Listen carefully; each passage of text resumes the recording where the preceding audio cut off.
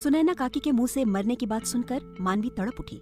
उनकी बात सुनकर मानवी ने अपना एक हाथ उनके मुंह पर रख दिया और गुस्से में उनसे बोली, आप पागल हो गई हैं क्या? ऐसी बातें कौन करता है?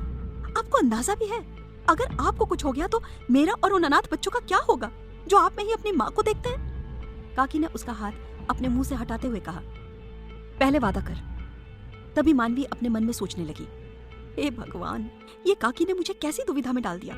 इस रिश्ते को आगे बढ़ाने के लिए सिर्फ मेरी मर्जी मायने नहीं रखती बल्कि ऋषभ जी की भी रखती है, लेकिन वो तो किसी और से प्यार करते हैं। तो मैं कैसे उन्हें अपने साथ रहने के लिए कह सकती हूँ और कैसे उनके उस प्यार को पाने की चाह रख सकती हूँ जिस पर मेरा कोई हक है ही नहीं।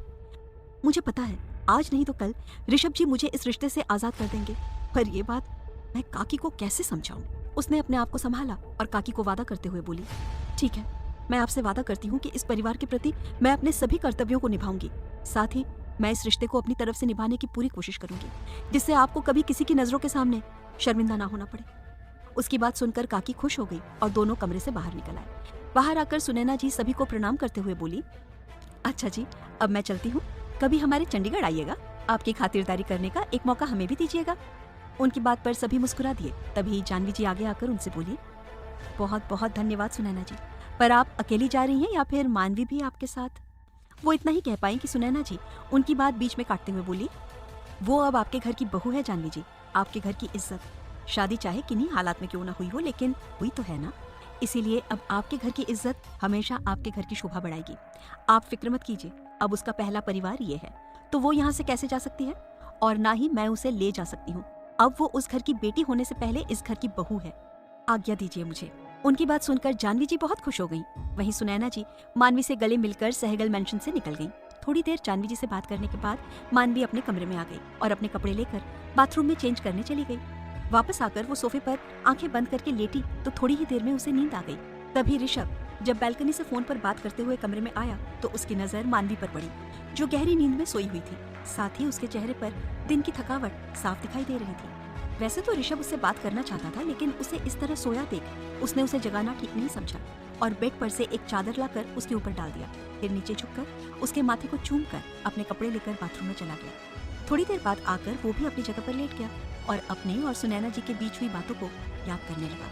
ऋषभ ने सुनैना काकी को अंदर कमरे में लाकर अपने सामने सोफे पर बैठने को कहा और खुद भी उनके सामने दूसरे सोफे पर बैठ गया।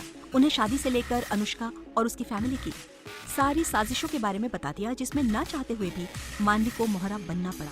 सब कुछ जानने के बाद सुनैना काकी के मन में नवीन जी के लिए बहुत नफरत पैदा हो गई। अगर उनका बस चलता तो वो अपने इलाज में खर्च हुए सभी पैसे उनके मुंह पर फेंक कर मार देती, लेकिन इस वक्त उनके हालात ऐसे नहीं थे। साथ ही अब उनके दिल में ऋषभ के लिए खटास पैदा हो रही थी, क्योंकि उन्हें पहले ही लग रहा था कि ऋषभ ने अपने किसी मतलब के लिए मानवी को अपने साथ रख रखा है और अपने अंदाजे को सही होता देख उन्हें इस वक्त ऋषभ से भी चिढ़ हो रही थी। इसीलिए वो ऋषभ से व्यंग से मुस्कुराते हुए बोली, मतलब मेरा अंदाजा सही था? हाँ, आपने भी अपने मतलब के लिए मेरी मानवी को जबरदस्ती अपने साथ रखा हुआ है।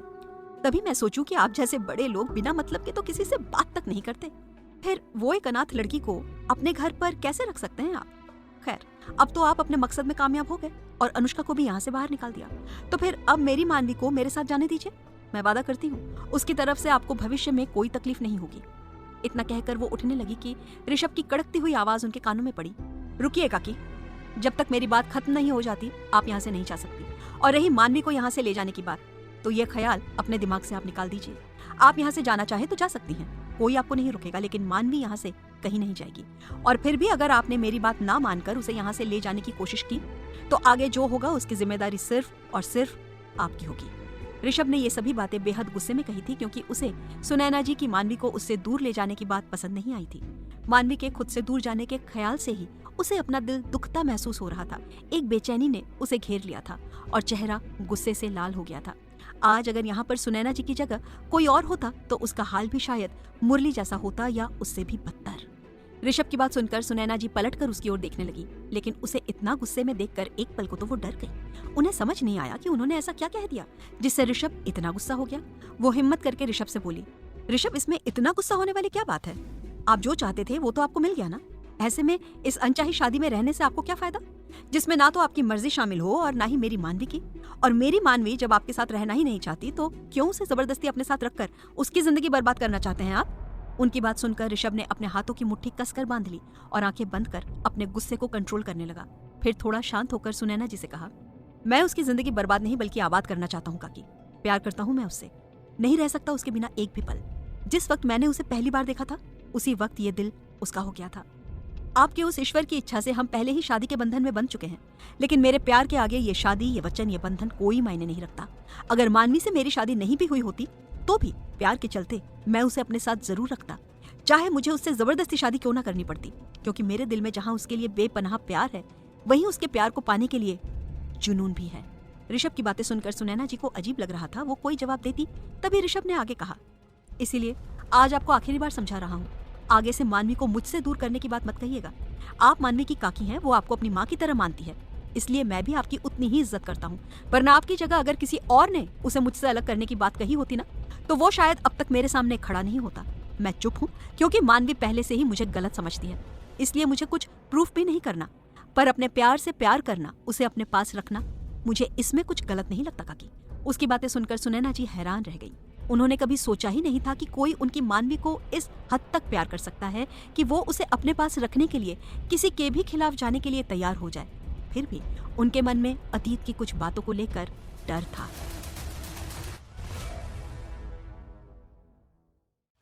इसीलिए वो ऋषभ से बोली, ठीक है, मान लिया कि आप मानवी से बहुत प्यार करते हैं, लेकिन किस हद तक? बोलिए, मैं जानना चाहती हूँ, आपके प्यार की हद क्या है ऋषभ जी? कल को अगर आपके सामने मेरी मानवी के अतीत की कुछ ऐसे पन्ने खुल जाएं जो आपको उससे अलग करने के लिए मजबूर कर दे, तो क्या आप उसका साथ छोड़ देंगे, या फिर उसके हर दर्द, हर तकलीफ में उसके हमदर्द बनकर उसके साथ खड़े रहेंगे, या फिर औरों की तरह पीठ दिखाकर उससे कन्नी काट लेंगे? तभी ऋषभ ने उनके पास आकर उनकी आंखों में देखते हुए कहा, काकी देखिए, इन आंखों में क्या दिख रहा है? मेरी आंखों में मैं नहीं जानता मानवी के लिए मेरे इश्क की हद क्या है, लेकिन इतना जानता हूँ कि अब मेरे दिल के हर कोने पर सिर्फ और सिर्फ मानवी का नाम होगा। मेरा प्यार, मेरा जुनून, मेरा दीवानापन जो होगा सिर्फ और सिर्फ मानवी के लिए होगा। और रही अतीत की बात, वो सुनैना जी के हाथ पर हाथ रखते हुए बोला, तो वादा करता हूँ, अतीत का चाहे कोई कैसा भी पन्ना क्यों ना हो, वो कभी मेरे प्यार पर भारी नहीं पड़ेगा।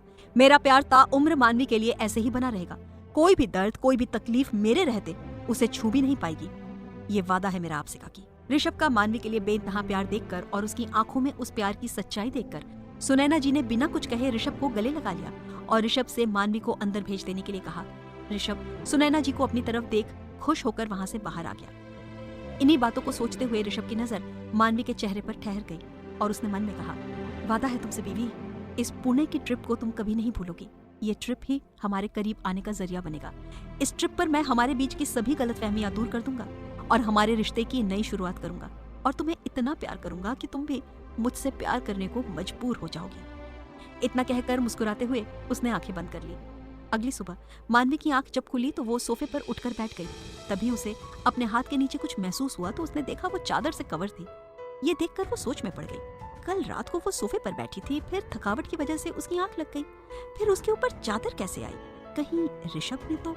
सोचते हुए उसके होठों पर हल्की सी मुस्कुराहट आ गई। ऋषभ के अलावा कौन हो सकता है इस कमरे में?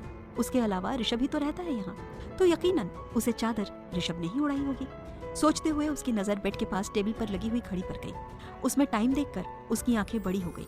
वो एकदम से उठकर खड़ी हो गई और बोली, हे भगवान, आज इतनी लेट कैसे हो गई मैं? अब क्या करूं? 7:30 होने वाले हैं। 8 बजे तक तो सभी नाश्ते पर होते हैं। इससे पहले कि ज्यादा लेट हो, जल्दी कर मानवी, जल्दी से फ्रेश हो, फिर तुझे नाश्ता भी तो बनाना है।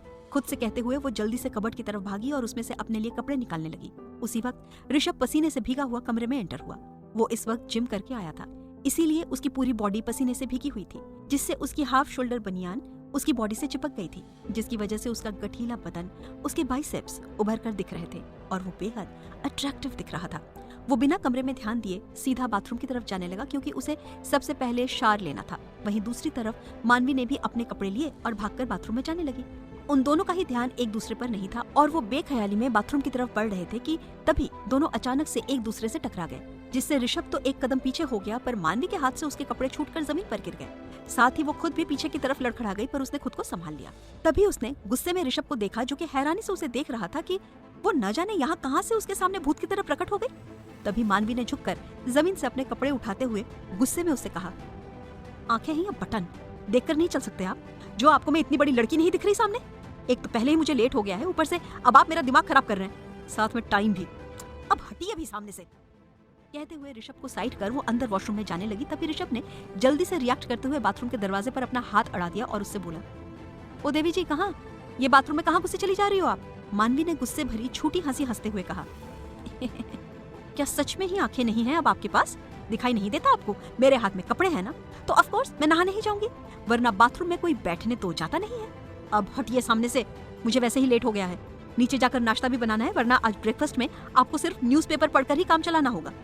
कहते हुए वो बाथरूम के दरवाजे से उसका हाथ हटाने लगी तो ऋषभ ने अपने हाथ को और कसकर दरवाजे से अड़ा दिया और उसे घूरते हुए बोला, देवी जी, फिलहाल तुम लेट हो और ये मेरे नहाने का टाइम है, इसीलिए चुपचाप पीछे हो जाओ। पहले अब मैं नहाऊंगा, मुझे वैसे ही पसीने की वजह से इरिटेशन हो रही है, इसीलिए तुम कुछ वक्त वेट करो। मानवी ने उस पर चिल्लाते हुए कहा, नहीं, मैं नहीं रुक सकती, मुझे वैसे ही लेट हो गया है। अगर अब और लेट हुई तो नाश्ता मैं नहीं बना पाऊंगी और कुछ ही देर में नाश्ते के लिए सभी परिवार वाले डाइनिंग टेबल पर आ जाएंगे, इसीलिए आप इंतजार कीजिए और पहले नहाने के लिए मुझे जाने दीजिए। और वैसे भी आजकल हर चीज में लेडीज फर्स्ट चल रहा है, तो यहाँ भी पहले मैं ही जाऊंगी। ऋषभ ने पहले उसे देखा और फिर उसका मजाक उड़ाते हुए उससे बोला, हाँ, लेडीज फर्स्ट, बेशक हर चीज में लेडीज फर्स्ट चल रहा है, लेकिन तुम भूलो मत मानवी कि ये कमरा तुमसे पहले मेरा है। यहाँ की हर चीज पर ना तुमसे पहले मेरा हक है और उसे यूज करने का भी, ठीक है? इसीलिए इस बाथरूम को पहले मैं यूज करूंगा। वैसे भी लेट तुम हुई हो तो इसमें तुम्हारी गलती है ना कि मेरी। ये वक्त मेरे नहाने का है, इसलिए फालतू की बहसबाजी छोड़ो और कुछ देर रुको, वरना हम दोनों ही इस तरह से बहस करके लेट होंगे। उसकी बात सुनकर मानवी परेशान हो गई। उसने घड़ी की तरफ देखा जहाँ 7:30 हो गए थे, फिर ऋषभ की तरफ देखकर कुछ सोचने लगी। तभी अचानक उसकी आंखों में चमक आ गई। ऋषभ उसके हर भाव को बड़े ही ध्यान से देख रहा था। तभी मानवी ने मुस्कुराते हुए ऋषभ की तरफ अपने कदम बढ़ाकर कहा, तो आप ऐसे नहीं मानेंगे, हाँ? ऋषभ भी उसे शक भरी नजरों से देखते हुए ना में अपना सिर हिलाने लगा। तो मानवी मुस्कुरा उठी और उससे बोली, ठीक है, मुझे टेढ़े लोगों को सीधा करना आता है। ऋषभ ने उसे घूरते हुए कहा, क्या मतलब? मानवी मुस्कुराकर बोली, कुछ नहीं, मतलब ये कि जब घी सीधी उंगली से ना निकले तो उंगली टेढ़ी कर लेनी चाहिए। इतना कहकर अचानक उसने ऋषभ की बाजू, जो कि दरवाजे से लगी हुई थी, उसके अंडरआर्म में गुदगुदी करना शुरू कर दिया, जिससे एकदम से ऋषभ का हाथ बाथरूम के दरवाजे से हट गया। तो मानवी भागकर जल्दी से बाथरूम में जाने लगी। वहीं ऋषभ शायद इसके इस एक्शन के लिए पहले से ही तैयार था, क्योंकि उसने उसकी आंखों में चमक देख ली थी, इसीलिए उसे पता था मानवी जरूर कुछ न कुछ ऐसी वैसी शरारत करेगी। और हुआ भी कुछ ऐसा ही। उसने जल्दी से एकदम पीछे से मानवी की कमर में हाथ फंसाते हुए उसे पीछे खींच लिया और उसे अपनी तरफ घुमाते हुए और पीछे खींचते हुए जमीन पर लेकर गिर गया। जमीन पर कारपेट बिछा हुआ था, जिससे उन दोनों को चोट नहीं लगी थी। अब मानवी गुस्से से उसे घूर रही थी और वो उसे देखकर मुस्कुरा रहा था। वो इस वक्त ऋषभ के ऊपर थी और ऋषभ नीचे। मानवी ने उसकी बाहों से निकलने की कोशिश करते हुए उस पर चिल्लाते हुए कहा, ऋषभ जी, ये क्या हरकत है? छोड़िए मुझे, मैं पहले से ही बहुत लेट हो चुकी हूँ, ऊपर से अब आप मुझे परेशान कर रहे हैं, छोड़िए ना। तो ऋषभ एकदम से उसे लेकर पलट गया। अब मानवी नीचे थी और ऋषभ ऊपर। तभी उसने मानवी के हाथों की तरफ देखा, जिनसे वो उसे पीछे की तरफ धकेल रही थी। इस वक्त ऋषभ की कैद में कसमसा रही थी। तभी उसने एकदम से मानवी के दोनों हाथों को अपने हाथों से पकड़कर उन्हें उसके सर के दाएं बाएं करके कारपेट में दबा दिया और उसके ऊपर हल्का सा झुकते हुए उसके चेहरे के करीब आकर धीमी आवाज में बोला, मैं तुम्हें परेशान नहीं कर रहा था, बल्कि तुम मुझे परेशान कर रही थी और अब तुमने ही मुझे यह हरकत करने के लिए मजबूर किया है। अच्छा खासा मैं तो नहाने जा रहा था, लेकिन तुम्हें ही शरारत करने की सूझी थी और अब मेरी बारी पर पिंजरे में कैद पंछी की तरफ फड़फड़ा रही हूँ, हाँ? कहते हुए उसने अपनी गर्म सांसों को मानवी के मुंह पर छोड़ दिया, जिससे एक पल के लिए मानवी की सांस गहरी हो गई और उसकी आंखें हल्की सी बंद हो गई। पर उसने जल्द ही खुद को संभाल लिया और गुस्से में ऋषभ से बोली, अभी के लिए हटिए मेरे ऊपर से, वरना मैं माँ को बुलाऊंगी और उन्हें बता दूंगी कि आप मुझे किस तरह परेशान कर रहे हैं और आपकी वजह से ही मैं आज इतनी लेट हुई हूँ नीचे आने में। ऋषभ उसकी बात सुनकर मुस्कुरा दिया और फिर वापस उसके चेहरे की तरफ झुक गया, जिससे मानवी की आंखें बड़ी हो गईं। उसके शब्द उसके गले में अटक गए और उसने हल्का सा अपना चेहरा घुमा लिया। ऋषभ की करीबी से उसकी सांसें तेज हो रही थी और दिल तेजी से धड़कने लगा था। तभी ऋषभ ने उसका गुलाबी होता हुआ चेहरा देखा तो वो उसके चेहरे से 2 इंच की दूरी पर रुक गया और उससे बोला, ठीक है, बुला लो माँ को, मैं भी देखता हूँ वो यहाँ आकर हम दोनों को इस हाल में देखकर क्या कहती हैं। और रही तुम्हारी शिकायत की बात, तो क्या कहोगी तुम उनसे? मैं किस तरह परेशान कर रहा हूँ तुम्हें और मैंने किस तरह तुम्हें नीचे आने में लेट करवाया? बोलो, मैं भी तो सुनूं, क्योंकि तुम्हारी ये बातें तो किसी और ही बात की तरफ इशारा कर रही है। और आई एम डैम श्योर कि जब माँ तुम्हारी बातें सुनेंगी तो उनका दिमाग भी उन्हीं बातों की तरफ जाएगा। अब भाई नई नई शादी हुई है, तो ऐसे में कौन सा कपल हर रोज वक्त पर उठ पाता है? देखना, माँ तुम्हारी बातों को सुनने के बाद भी मुझसे तो कुछ नहीं कहेंगी। उसकी बात सुनने के बाद मानवी का चेहरा शर्म से लाल हो गया। उसके पास अब कहने को कुछ भी नहीं था, इसलिए वो खामोश हो गई। तभी ऋषभ ने उससे कहा, आगे से मुझसे उलझने से पहले ना सोच लेना, क्योंकि मैं वो शेर हूँ जिसके कब्जे में अगर कोई जंगली बिल्ली आ जाए तो वो उसका शिकार करे बगैर उसे छोड़ेगा नहीं। इसीलिए संभल कर मिस मानवी, कहीं मुझसे उलझने के चक्कर में तुम मेरा। इतना कहकर उसने अपनी बात अधूरी छोड़ दी और मानवी को चिढ़ाते हुए उठकर खड़ा हो गया। वहीं उसकी बात सुनकर मानवी गुस्से से उसे घूरने लगी। ऋषभ उसे अनदेखा कर बाथरूम में जाने लगा कि तभी अचानक मानवी ने उसके पैरों में अपना पैर अड़ा दिया, जिससे ऋषभ मुंह के बल जमीन पर गिर गया। वो उठकर मानवी को देखने लगा, पर तब तक मानवी तेजी से उठकर बाथरूम के अंदर जा चुकी थी। वो अंदर बाथरूम से चिल्लाते हुए ऋषभ से बोली, आप शेर हैं तो भूलिए मत, मैं भी उस लोमड़ी से कम नहीं हूँ जिसने शेर को अपने तेज दिमाग का इस्तेमाल कर कुएं में धकेल दिया था। इसीलिए मुझसे उलझने से पहले आप भी आइंदा 100 बार सोच लीजिएगा मिस्टर ऋषभ सहगल, कहीं मुझसे उलझना आपको भारी ना पड़ जाए। उसकी बात सुनकर ऋषभ गुस्से से बाथरूम के बंद दरवाजे को घूरने लगा, पर फिर मुस्कुरा उठा और अपने बालों में हाथ फेरता हुआ बालकनी की तरफ चला गया। मानवी जल्दी से तैयार होकर नीचे आई और सीधे किचन में चली गई। सामने जानवी जी पहले ही किचन में मौजूद थी। ये देख मानवी की नजर झुक गई। उसे बहुत बुरा लग रहा था। तभी जानवी जी की नजर उस पर पड़ी तो वो मुस्कुराते हुए बोली, अरे मानवी बेटा, उठ गई तुम? आ जाओ, चलो। मैं अभी तुम्हें ही उठाने के लिए भेज रही थी रमा को, पर अच्छा है तुम खुद आ गई, वरना मुझे तो लगा था कि कहीं तुम्हारी तबीयत तो खराब नहीं हो गई, क्योंकि तुम कभी इतनी देर से तो नहीं उठती ना, इसलिए। मानवी ने अंदर आते हुए उनसे कहा, सॉरी माँ, पता नहीं कैसे आज आंख ही नहीं खुली और उठने में देरी हो गई। आई एम सॉरी, आगे से ऐसी गलती नहीं होगी माँ। आप मुझे बताइए ना नाश्ते में क्या बनाना है, मैं अभी बना देती हूँ। जानवी जी कुछ देर के लिए उसे देखती रही, फिर उससे बोली, बेटा मानवी, माना कि तुम इस घर की बहू हो, लेकिन इसका ये मतलब नहीं कि हम तुम्हें इस घर की बहू ही मानते हैं। हम तो तुम्हें इस घर की बेटी मानते हैं बेटा, दीपिका की तरह, समझी तुम? इसलिए तुम्हें इतना एम्बैरेस्ड होने की जरूरत नहीं है। तुम देर से उठो चाहे जल्दी, इसके लिए हमारी तरफ से तुम्हारे ऊपर कोई प्रेशर नहीं है। रही नाश्ते की बात, तो वो मैंने बना दिया है, और अगर तुम नहीं भी बना पाती हो या मैं नहीं बना पाती हूँ तो कोई बात नहीं।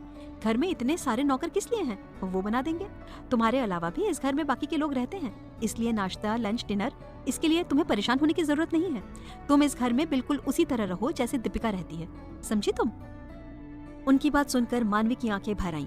उसने कभी सपने में भी नहीं सोचा था कि उसे इतना अच्छा ससुराल या इतनी अच्छी सास मिलेगी जो उसे अपनी बेटी की तरह समझेगी और अपनी बेटी की तरह ही प्यार करेगी, वरना आज के जमाने में ऐसी सास मिलना बहुत मुश्किल है। आज उसे अपनी किस्मत पर नाज हो रहा था। कुछ देर बाद सभी लोग डाइनिंग टेबल पर बैठे नाश्ता कर रहे थे। तभी दीपिका ने एकदम ऋषभ से कहा, भाई, आपके ऑफिस के पास जो हॉल है ना, उसमें एक बहुत अच्छी हॉरर मूवी लगी है, प्लीज आप मुझे और भाभी को लेकर चलिए ना वहाँ, प्लीज, मुझे वो मूवी देखनी है, और भाभी के लिए भी घर से बाहर निकलना हो जाएगा। वैसे भी जब से वो शादी करके आई है तब से कहीं घूमने फिरने तो गई ही नहीं है।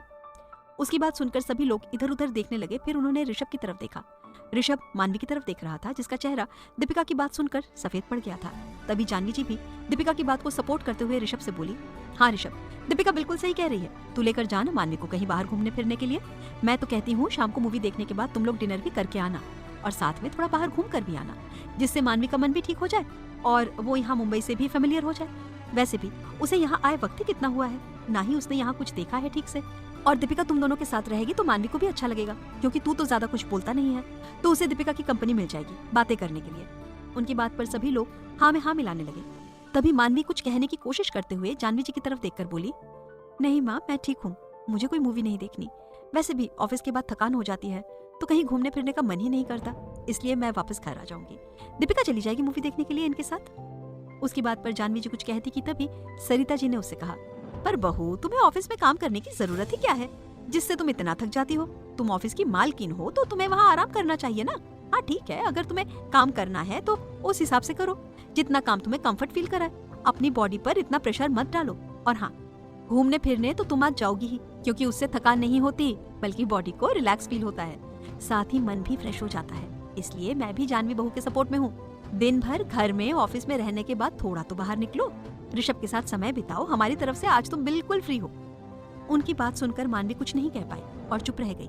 तभी ऋषभ बोला, ठीक है, फिर आज जब हम लोगों का बाहर जाना फिक्स्ड है तो आज हम ऑफिस से जल्दी निकलेंगे। फिर दीपिका की तरफ देखकर कहा, दीपू, तो 5 बजे ऑफिस पहुंच जाना, वहीं से हम लोग हॉल के लिए निकल जाएंगे। दीपिका ने हाँ में सर हिला दिया। उसके बाद सभी अपना ब्रेकफास्ट खत्म करके अपने अपने काम के लिए चले गए। ऋषभ अपने ऑफिस पहुंच गया। तभी मानवी भी उससे कुछ 5 मिनट देर बाद ऑफिस पहुंच गई और अपने केबिन में जाकर अपना काम करने लगी। थोड़ी देर बाद निशा ऑफिस आई और अपनी आदत के मुताबिक सबसे पहले ऋषभ के केबिन में चली गई।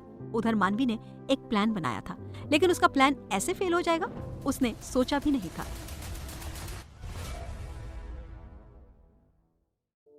निशा ऋषभ के केबिन में चली गई थी, वहीं दूसरी ओर पायल मानवी के पास आ गई। जहाँ उसे मानवी ने मूवी के बारे में बताया तो वो भी मानवी के साथ जाने की जिद करने लगी। मानवी ने भी बेमन से मूवी जाने के लिए हामी भर दी। उसने सोचा था कि वो पायल के बहाने से मूवी जाने से रुक जाएगी और वो दोनों बहाना बनाकर कहीं शॉपिंग के लिए चली जाएंगी, लेकिन यहाँ तो पायल खुद भी मूवी देखने की जिद करने लगी, इसलिए उसे बेमन से हामी ही भरनी पड़ी। असल बात ये थी कि उसे हॉरर मूवी पसंद ही नहीं थी और उसे भूतों से बहुत डर लगता था। पर अब ये बात तो वो ऋषभ के सामने कैसे बोल सकती थी? उसकी बात सुनने के बाद यकीनन ऋषभ उसका मजाक उड़ाता। जैसे ही शाम हुई तो दीपिका ऑफिस पहुंच गई और पार्किंग में ऋषभ और मानवी का वेट करने लगी। मानवी भी पायल के साथ पार्किंग में आ गई। उसने पायल को दीपिका से मिलवाया और दोनों की चुलबुली बातें और मजाकिया नेचर दोनों के बहुत काम आया, जिससे दोनों कुछ ही पलों में एक दूसरे के साथ घुल मिल गई। अब वो तीनों ऋषभ का इंतजार कर रहे थे।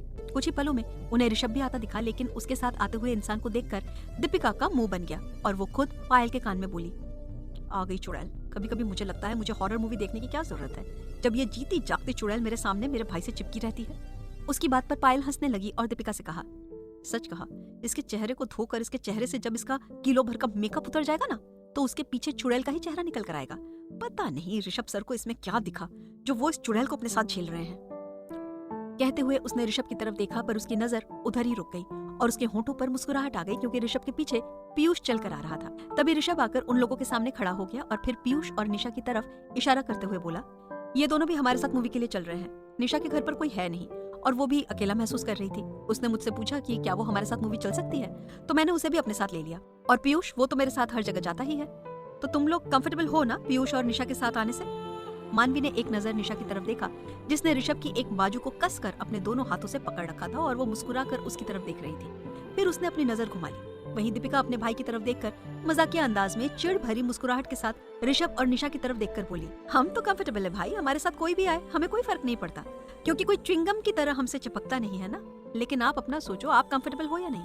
क्योंकि जिस तरह निशा आपसे चिपकी हुई है, मुझे ऐसा लग रहा है फेविकॉल का मजबूत जोड़ अपने ऊपर अप्लाई कर लिया है। इसका एग्जाम्पल आप और निशा है हमारे सामने। उसकी बात से पीयूष और पायल मुंह दबाकर हंसने लगे। वहीं निशा के चेहरे पर गुस्सा उभर आया। दूसरी तरफ ऋषभ खुद भी निशा के करीब होने से अनकंफर्टेबल महसूस कर रहा था, लेकिन वो चाहता था कि मानवी उसकी तरफ देखे और वो निशा को उससे अलग होने को कहे। लेकिन वो थी कि उसने ऋषभ की तरफ से अपना मुंह मोड़ लिया, जिसकी वजह से ऋषभ को मानवी पर गुस्सा आ रहा था। पर फिलहाल दीपिका की बात सुनकर उसने खुद ही निशा के हाथों को अपनी बाजू से हटा दिया और निशा गुस्से में दीपिका और बाकी सबको घूरते रह गई जो उस पर हंस रहे थे। कुछ ही देर में सब लोग गाड़ी में बैठकर मूवी हॉल के लिए निकल गए। कुछ ही देर में सब लोग मूवी हॉल में पहुंच गए। ऋषभ ने पीयूष को कुछ इशारा किया, जिस पर पीयूष ने अपनी पलकें झपका दी और वो तेजी से आगे बढ़ गया। कुछ ही पल में सभी लोग अपनी अपनी सीट पर बैठ गए। यहाँ मानवी ऋषभ के बगल में बैठी हुई थी और मानवी के बगल में दीपिका, दीपिका के बगल में पायल, पायल के बगल में पीयूष, जबकि ऋषभ के बाएं साइड मानवी तो दाएं साइड निशा बैठी हुई थी। निशा ने लड़ झगड़कर वो सीट पीयूष से ले ली थी, वरना वो सीट पीयूष की थी और पायल के बगल वाली सीट निशा की थी। पर निशा को कहाँ चैन था, वो कैसे ऋषभ से दूर रह सकती थी? इसीलिए वो जानबूझकर ऋषभ के बगल में बैठ गई, ये बोलकर कि उसे हॉरर मूवी से डर लगता है। उसकी इस बात पर ऋषभ ने उस पर गुस्सा करते हुए कहा, अगर तुम्हें हॉरर मूवी से डर लगता है तो यहाँ उनके साथ मूवी देखने आई ही क्यों हो तुम? तो निशा मासूम बनते हुए बहाना बनाते हुए बोली, क्योंकि मैं अकेले नहीं रहना चाहती थी, इसलिए जानबूझकर तुम लोगों के साथ आ गई। जिसके बाद ऋषभ कुछ नहीं कह पाया, क्योंकि निशा की हरकतों को वो थोड़ा बहुत तो समझ ही रहा था। फिलहाल मूवी चल रही थी और सब लोग शांति से मूवी एंजॉय कर रहे थे, पर ऋषभ उस मूवी की जगह मानवी के चेहरे की तरफ देख रहा था, जिसने अपना सर झुका रखा था और वो सामने स्क्रीन की तरफ बिल्कुल भी नहीं देख रही थी। उसके चेहरे का रंग पीला पड़ गया था, साथ ही उसने कुर्सी के हैंडल को अपने हाथों से कसकर पकड़ रखा था, जिससे लग रहा था कि वो आज कुर्सी के हैंडल में तो छेद करके ही मानेगी। ऋषभ उसकी हर एक हरकत को बड़ी बारीकी से देख रहा था, जिससे उसे समझ आ रहा था कि मानवी को हॉरर मूवी से डर लगता है। उसने मानवी के हाथ की तरफ देखा और वो अपना हाथ उसके हाथ पर रखने को हुआ कि तभी अचानक से निशा चिल्ला पड़ी और उसने अपने दोनों हाथों से ऋषभ की बाजू को कस कर थाम लिया और अपनी आंखें बंद करके ऋषभ से लिपटते हुए कहा, ऋषभ मुझे बहुत डर लग रहा है, वो चुड़ैल कितनी भयानक है। ऋषभ मुझे उससे बहुत डर लग रहा है, प्लीज कुछ करो, यहाँ से बाहर चलो ना, मुझे नहीं देखनी है मूवी, प्लीज हम दोनों बाहर चलते हैं, बाकी जिसे देखनी है उन्हें देखने दो ना प्लीज। उसकी इस बात को सुनकर दीपिका, जो मानवी के बगल में बैठी हुई थी, उसके चिल्लाने से डिस्टर्ब हो गई। वो लगभग चिल्लाते हुए गुस्से में निशा से बोली, अरे यार निशा, तुम्हें जब हॉरर मूवी से इतना डर लगता है तो यहाँ आई क्यों देखने के लिए? लगभग 1 घंटे की मूवी में तुम 25 बार तो चिल्ला चुकी हो, क्या जरूरत थी तुम्हें यहाँ आने की? ना तो खुद मूवी एंजॉय कर रही हो, ना ही हमें करने दे रही हो। और क्या बोला तुमने, तुम्हें उस चुड़ैल से डर लग रहा है? अरे उस चुड़ैल से ज्यादा भयानक तो तुम और तुम्हारी चीखें हैं। उस चुड़ैल को देखकर कोई नहीं डरेगा जितना तुम्हारी चीखों को सुन सुनकर ना कोई मर जाएगा। इसलिए प्लीज मूवी नहीं देख सकती तो शांत हो जाओ, नहीं तो चली जाओ यहाँ से। दूध पीती बच्ची नहीं हो तुम जो भाई तुम्हें अपनी गोद में उठाकर ले जाएंगे। भगवान ने 2 पैर दिए हैं, उनसे चलकर जा सकती हो बाहर। अगर तुम अब चीखी ना तो देखना मुझसे बुरा कोई नहीं होगा। इतना कहकर वापस सामने मूवी देखने लगी। उसकी बात सुनकर निशा का मुंह रुआं सा हो गया। उसने ऋषभ की तरफ देखते हुए रोती हुई सी आवाज में दीपिका की शिकायत करते हुए कहा, देखा तुमने ऋषभ, ये मुझसे कैसे बात कर रही है? अरे मुझे डर लग रहा है तो इसमें मेरी क्या गलती? क्या मैं अपने डर के बारे में तुमसे भी नहीं कह सकती? तुम दोस्त हो ना मेरे, तो तुम्हें मेरी हेल्प करनी चाहिए, इनफैक्ट उसे भी। पर वो तो उल्टा मुझे ही सुना रही है ऋषभ। ऋषभ उसे शांत करवाते हुए बोला, अरे शांत हो जाओ ना निशा, गलती तुम्हारी है। जब तुम्हें हॉरर मूवी से इतना डर लगता है तो फिर क्यों आई तुम देखने? अकेला फील हो रहा था तो अपनी किसी फ्रेंड के यहाँ चली जाती, उनके साथ टाइम स्पेंड कर लेती। दीपिका को हॉरर मूवी बहुत पसंद है और जब कोई उसकी पसंदीदा चीज के बीच में उसे डिस्टर्ब करता है तो उसे बहुत गुस्सा आता है। या तो तुम शांत होकर यहाँ बैठो या फिर अभी घर चली जाओ। मैं तुम्हारे पीछे अपनी बहन को यहाँ छोड़कर नहीं जा सकता। इतना कहकर वो सामने वापस मूवी देखने लगा। साथ ही उसने निशा को पूरी तरह इग्नोर कर दिया।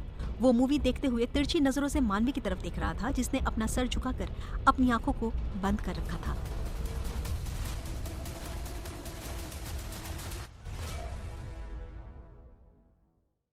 सुनकर निशा अब गुस्से में उसे घूर रही थी। इतनी देर से वो भूतों से डरने का नाटक इसीलिए तो कर रही थी ताकि ऋषभ का ध्यान अपनी तरफ करके उसे मानवी से दूर कर सके। लेकिन ऋषभ पता नहीं किस मिट्टी का बना था जो उसका ध्यान मानवी से उठकर उसकी तरफ जा ही नहीं रहा था। तभी उसके फोन पर एक मैसेज आया, जिसे पढ़ते ही उसके चेहरे का रंग बदल गया और वो गुस्से में ऋषभ की तरफ देखते हुए बोली, तुम्हें किसी को कॉल करने की जरूरत नहीं है। मेरा ड्राइवर मुझे लेने आ गया है, मैं खुद चली जाऊंगी, ना ही मुझे तुम्हारी मदद की जरूरत है। इतना कहकर वो गुस्से में वहां से उठकर चली गई। उसके जाने के बाद ऋषभ ने तिरछी नजरों से पीयूष की तरफ देखा तो उसने ऋषभ की तरफ देखकर अपना अंगूठा दिखा दिया। तभी ऋषभ के होंठों पर मुस्कुराहट आ गई और वो वापस सामने देखने लगा। तभी सामने स्क्रीन पर एक ऐसा सीन आया जिसमें से जोर जोर से चीखने की आवाजें आने लगी, साथ ही किसी के रोने चिल्लाने की भी, और एक चुड़ैल सामने स्क्रीन पर दिखाई दी जो कि बहुत भयानक थी। उन भयानक चीखों से मानवी ने अपनी आंखों को और कसकर बंद कर लिया। वो अब अपनी आंखों को जरा भी नहीं खोल रही थी और उसने अपनी पकड़ कुर्सी के हैंडल्स पर और कस दिया, जिससे उसकी हथेली में दर्द होने लगा और उसकी आंखों से आंसू बहने लगे। तभी अचानक उसे अपने हाथ पर एक जाना पहचाना एहसास महसूस हुआ।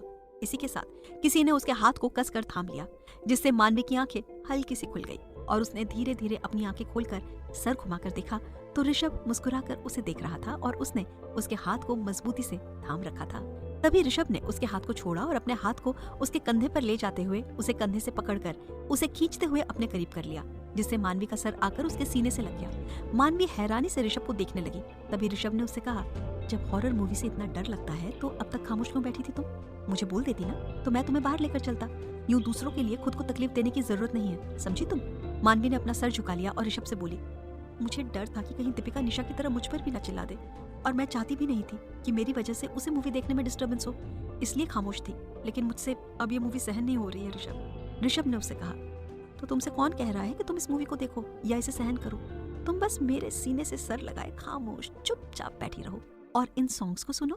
इतना कहकर उसने एक हाथ को अपनी पॉकेट में डाला और उसमें से ईयरफोन्स निकाल लिए। ईयरफोन उसने अपने फोन से कनेक्ट किया, मानवी के कानों में लगाकर अपने फोन में सॉन्ग बजा दिया। तभी मानवी ने सॉन्ग रोक दिया और ऋषभ की तरफ देखकर बोली, आप मुझे इतना कंसर्न दिखा रहे हैं अभी, लेकिन बाद में मेरा मजाक तो नहीं उड़ाएंगे ना? अगर ऐसा है तो मुझे बता दीजिए, मैं अभी यहाँ से बाहर निकल जाऊंगी। मुझे आपकी इस तरह की झूठी हमदर्दी की जरूरत नहीं है कि बाद में आप फिर मेरा मजाक उड़ाएं। ऋषभ ने उसे कुछ पल देखा, फिर उसके सर पर हल्की सी टपली मारकर उससे कहा, तुम ना बिल्कुल पागल हो। तुमने मुझे इतना बुरा समझ रखा है क्या कि मैं तुम्हारे डर को सहारा बनाकर तुम्हारा मजाक उड़ाऊंगा? अरे हम लोग इंसान हैं, तुम हो या मैं हूँ, हम लोगों का एक ना एक डर जरूर होता है। जिस तरह तुम्हें हॉरर मूवी से डर लगता है, उसी तरह मुझे भी कई चीजें हैं जिनसे डर लगता है। इसका मतलब ये नहीं है कि हम उन बातों का सहारा लेकर एक दूसरे का मजाक उड़ाएं। इतना गया गुजरा इंसान नहीं हूँ मैं, समझी तुम? अब शांति से सॉन्ग सुनो और आंखें बंद करके चुपचाप बैठ जाओ, कुछ नहीं होगा तुम्हें। मूवी खत्म हो जाएगी तो मैं बता दूंगा। इतना कहकर उसने गाना दोबारा चालू कर दिया और मानवी का सर वापस अपने सीने से लगा लिया। मानवी अब आंखें बंद करके बैठ गई और सॉन्ग्स को फील करने लगी। तकरीबन 1 घंटे बाद मूवी खत्म हो गई तो दीपिका ने अंगड़ाई लेते हुए अपना सर घुमाकर मानवी की तरफ देखा तो उसकी आंखें बड़ी हो गई, साथ ही उसके होंठों पर हल्की सी मुस्कुराहट आ गई। मानवी ऋषभ के सीने से सर लगाए सो चुकी थी। उसका एक हाथ ऋषभ के हाथ में था तो दूसरा उसके सीने पर। वहीं ऋषभ का सर भी उसके सर से लगा हुआ था और उसकी आंखें बंद थी। इसका मतलब वो भी सो रहा था। वो दोनों इस वक्त एक दूसरे के साथ बहुत प्यारे और एक परफेक्ट कपल लग रहे थे। यही देखकर दीपिका के होंठों पर मुस्कुराहट आ गई और उसने जाने क्या सोचकर अपने फोन में उन दोनों की फोटो खींच ली। तभी पायल उबासी लेते हुए दीपिका की तरफ पलटते हुए बोली, यार दीपिका, अब तो बहुत नींद आ रही है, बिल्कुल ताकत नहीं बची है मुझ में, इसलिए मैं तो अब डिनर करके सीधा घर जाकर आराम से सोऊंगी। कहते हुए उसकी नजर दीपिका की जगह सीधे दीपिका के बगल में एक दूसरे की बाहों में सोए हुए ऋषभ और मानवी पर गई। तो उसकी आंखें बड़ी हो गई। वो एकदम से अपनी चेयर से उठकर खड़ी हो गई और अपने मुंह पर हाथ रखकर हैरानी से उससे कहा, हे भगवान, ऋषभ सर और मानवी एक साथ, ये कैसे हो गया? दीपिका ने जल्दी से ऋषभ और मानवी की फोटो खींचना बंद कर दिया और बातें बनाते हुए पायल से बोली, अरे कैसे क्या हो गया का क्या मतलब? देख नहीं रही हो दोनों सो रहे हैं, तो हो सकता है दोनों की आंखें लग गई हो और दोनों नींद में ही एक दूसरे के करीब आ गए हो। इसमें इतना हैरान होने वाली क्या बात है? पायल ने उसकी बात सुनकर ज्यादा रिएक्ट न करते हुए हाँ में सर हिला दिया और फिर दीपिका से बोली, हाँ वो सब तो ठीक है, लेकिन अभी हमें मानवी को उठाना होगा। अगर ऋषभ सर मानवी से पहले उठ गए और उन्होंने मानवी को अपने करीब देख लिया तो उस पर बहुत गुस्सा करेंगे। तुम तो जानती हो ना, वो उस निशा चुड़ैल को पसंद करते हैं। ऐसे में अगर उन्होंने मानवी को अपने करीब देखा तो वो उसे गलत समझेंगे, और मानवी मेरी दोस्त है, इसीलिए मैं नहीं चाहती कि बेकसूर होते हुए भी सर उसको डांटे। उसकी बात सुनकर दीपिका ने बहस ना करते हुए हाँ में सर हिला दिया, क्योंकि वो जानती थी ऑफिस का पूरा स्टाफ, साथ ही पायल भी ऋषभ और मानवी के रिश्ते से अनजान है। ऐसे में वो पायल को बिना ऋषभ और मानवी की इजाजत के उनकी शादी का सच नहीं बता सकती थी, इसीलिए फिलहाल उसका खामोश रहना ही सही था। वैसे भी अब मूवी खत्म हो गई थी तो उन्हें हॉल से बाहर जाना ही था, इसलिए वो भी पायल की बात मानकर ऋषभ और मानवी की तरफ उन्हें उठाने के लिए बढ़ गई। पायल ने धीरे से मानवी को ऋषभ से अलग किया और वो उसे जगाने लगी तो मानवी हड़बड़ाते हुए जाग गई और इधर उधर नजरें घुमाते हुए देखने लगी तो सामने पायल, पीयूष और दीपिका को देखकर वो छेप गई और उठकर एकदम खड़ी हो गई। अब सॉरी, वो पता नहीं कब आंख लग गई मेरी, कहते हुए वो अपनी नजर इधर उधर करने लगी तो दीपिका ने उसकी छेप मिटाने के लिए उससे कहा, डोंट वरी मानवी, आई अंडरस्टैंड, दिन भर काम करने की वजह से तुम थक गई होगी, इसलिए आंख लग गई। तुम चिंता मत करो, हम में से कोई भी तुम्हें गलत नहीं समझेगा। उसकी बात पर पायल ने भी मुस्कुराकर हाँ में सर हिला दिया और मानवी के बगल में खड़ी हो गई। तभी दीपिका ने ऋषभ को भी उसके कंधे से हिलाते हुए जगा दिया। ऋषभ अंगड़ाई लेते हुए आंखें खोलकर सामने देखने लगा तो सभी को अपनी तरफ घूरता हुआ पाकर वो एकदम से सीधा होकर बैठ गया और दीपिका की तरफ देखते हुए बोला, क्या ऐसे घूर क्यों रही है मुझे? तो दीपिका बनावटी गुस्से के साथ उससे बोली, आप यहाँ हमारे साथ मूवी देखने आए थे या फिर सोने के लिए? मूवी की पूरी टिकट के पैसे वेस्ट कर दिया आपने भाई। अब चलिए यहाँ से, मुझे भूख लगी है बहुत जोरों से, इसलिए कुछ खिलाइए, वरना मैं भी यहाँ पर चक्कर खाकर गिर जाऊंगी अभी। ऋषभ उसके बगल में खड़ी मानवी को देखते हुए उठकर खड़ा हो गया, फिर अपने कोट को ठीक करते हुए सबसे कहा, चलो यहाँ पास में ही सामने एक अच्छा सा रेस्टोरेंट है, हम लोग वहीं पर जाकर डिनर करते हैं। इतना कहकर वो आगे बढ़ गया तो बाकी लड़कियां और पीयूष भी उसके पीछे जाने लगे।